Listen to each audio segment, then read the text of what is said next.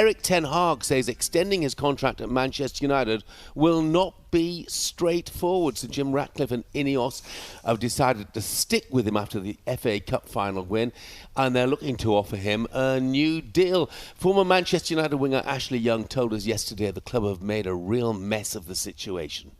To be honest, I think it's been a bit of a palaver. I don't know whether winning the FA Cup was in the end of it to get Ten Hag the job. With it all being talked about in the press, I think that's the way that the club's been going, to be honest. And I think they should have just ended all speculation and just come out after the FA Cup final and just give it straight to Ten Hag, and then everybody would have known where they was going to be. They need to have some sort of stability now to give Ten Hag they've given him the decision that he's going to stay on, not just stay on. Here's a new contract, and there you go. Let's start taking the club forward and getting the club back to where we know that Manchester United should be, and that's higher up in the table, fighting for the league table.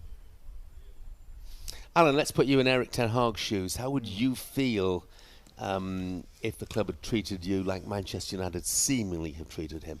Well, you're going to be, you can't say anything else, but it was disrespectful to him, and he obviously is sensing that. His interview on when he did his punditry for Dutch TV, it was enlightening in my view, because he was more or less saying, well, they've had their review and now they've come to the best, and I am the best. He has got that arrogance about him, but now, from my point of view, he holds all the cards. I mean, they've come out with a statement saying we're going to give him a new contract. Well, they haven't got the contract yet.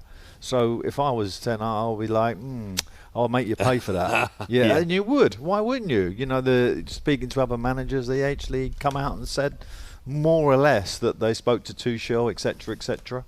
So would you be tempted to walk away in that situation? No, he won't be tempted to walk away. You ain't walking away from Man United. But he's in a great negotiating position. They want to do the transfers. He could argue that for a point and come out with a financial contract that probably way better than he was ever going to get. So they have, as we was mentioning earlier, that maybe made politically the wrong moves at all the wrong times, as John Cleese would say. Okay, yeah. Thanks, Al.